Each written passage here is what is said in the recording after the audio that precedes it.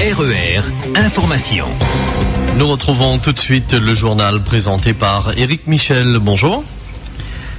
Bonjour à tous. Heureux dénouement dans la tentative de suicide sur le pont de Trois-Bassins, sur la route des Tamarins. L'homme qui, depuis 6 heures, menaçait de se jeter dans le vide, s'est laissé raisonner par les secours. Il a été pris en charge par les pompiers vers 7h30 et il a retrouvé sa famille qui a vécu des heures d'angoisse. Merci à Coco Taxi et aux autres d'avoir appelé le 39 16 16. Deuxième mort sur nos routes. L'accident s'est produit hier soir vers minuit à Saint-Bernard, chemin Bambou à la montagne. Un conducteur a perdu le contrôle de son véhicule. Un jeune passager d'une vingtaine d'années a été tué sur le coup. Les 2 autres occupants du véhicule ont été blessés et évacués sur le CHU de Belle-Pierre. Autre drame sur la route dans la nuit vers 2 heures du matin. Un piéton a été fauché par une voiture à Saint-Pierre au niveau du McDo. La victime âgée de 40 ans est décédée sur le coup. C'est donc le 3e tué sur nos routes depuis le début de l'année. Un corps sans vie a été découvert hier matin au tampon au niveau de Terrain-Fleuri dans la rivière d'Abord. Les gendarmes ont procédé aux constatations d'usage. La victime est un Gramoun de 75 ans qui avait disparu de son domicile depuis mardi. Il se serait noyé accidentellement. Du nouveau dans l'enquête du meurtre de Carl Davis, ce marin britannique avait été retrouvé mort en novembre 2011 en contrebas de la route du littoral. En escale à La Réunion, il avait été aperçu pour la dernière fois dans des bars à Saint-Denis, puis il avait décidé de faire du stop. Et c'est un militaire du RSMA qui avait découvert le corps au petit matin.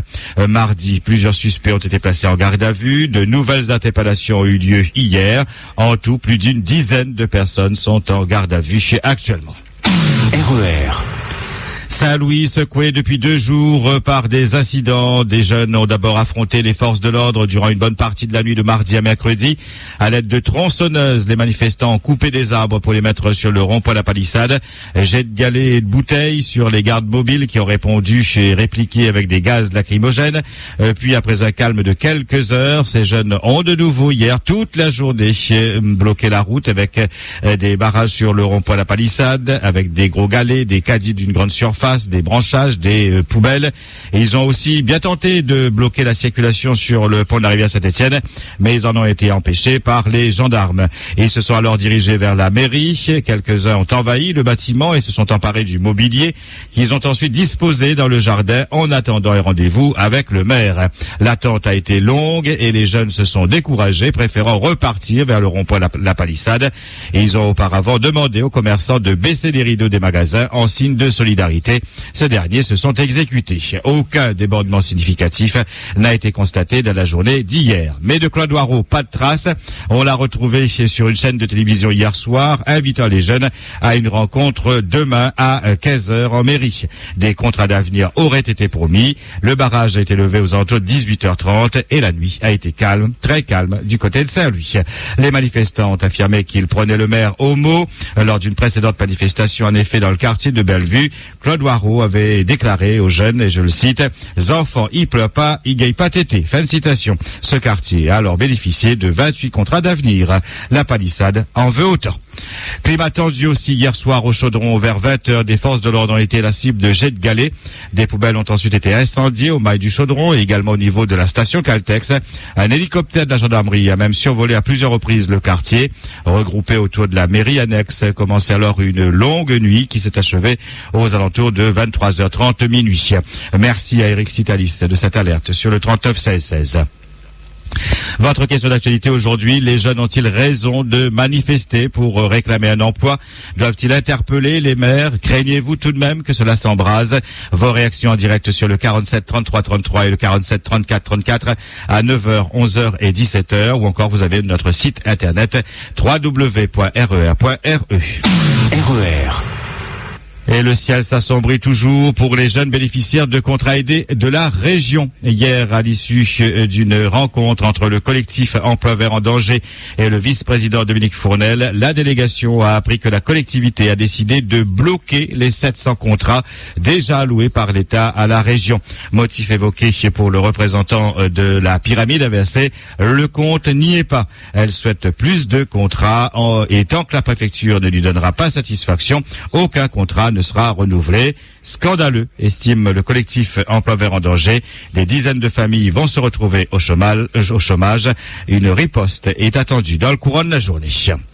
Élection à la Chambre d'agriculture. Les opérations de dépouillement ont commencé hier sous les yeux des autorités préfectorales et la CGPER vire largement en tête. Le syndicat de Jean-Yves Minacci rafle 17 sièges, soit 59% dans le premier collège, celui des exploitants, le collège le plus important d'ailleurs. La FDSEA récupère les 4 sièges restants, soit 36% des suffrages. Jean-François Samabadi, responsable du mouvement pour les paysans solidaires de la Réunion, n'a obtenu aucun siège. Ce scrutin à la Chambre d'agriculture s'est déroulé par voie postale. La suite du dépouillement aujourd'hui et demain, mais la CGPER est d'ores et déjà assurée d'une nouvelle victoire à la Chambre verte. Le port Est toujours paralysé. Les employés de la Cermat sont toujours en grève pour protester contre l'attribution du marché de maintenance des chariots cavaliers à une société concurrente. L'arbitrage de l'inspection du travail a été demandé. Rassemblement des agents de la Poste hier matin devant le siège de la direction rue Maréchal Leclerc à Saint-Denis.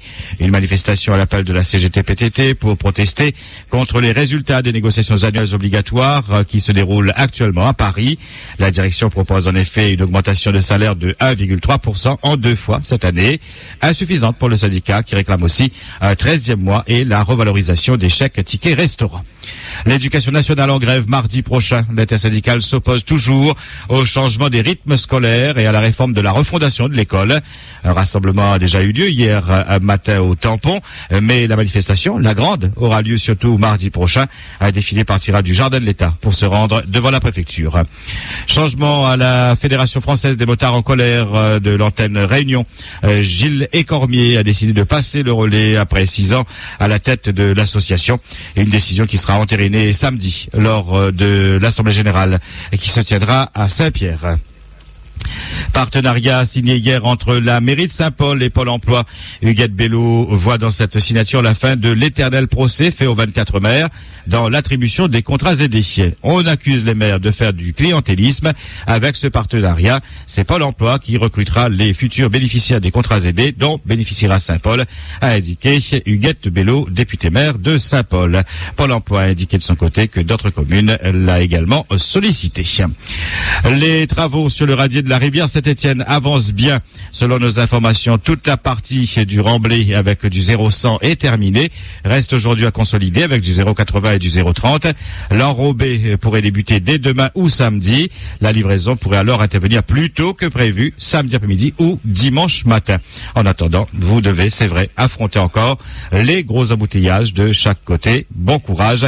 Mais la fin du cauchemar est proche. RER. Dans la région à Madagascar, la commission électorale nationale indépendante de la transition, soutenue par les représentants de la communauté internationale, a décidé d'actualiser le calendrier électoral initialement prévu. La date du premier tour de la présidentielle est désormais fixée au 24 juillet 2013. Le deuxième tour aura lieu le 25 septembre 2013, en même temps que les élections législatives et les élections communales. RER. En sport football, l'équipe de France s'est inclinée hier soir devant l'Allemagne 2-1 en match amical au Stade de France. Et puis en Coupe d'Afrique des Nations, le Nigeria en finale. Les Super Eagles n'ont pas fait de détails dans la rencontre d'hier soir et a écrasé le Mali 4-1. Le Nigeria qui défiera dimanche le Burkina Faso pour la conquête du titre suprême. RER. 8h09 sur RER, c'est le point final, ce 5-8. Merci de votre attention, de votre fidélité. Excellente journée. RER, la radio qui vous transporte sur toute l'île.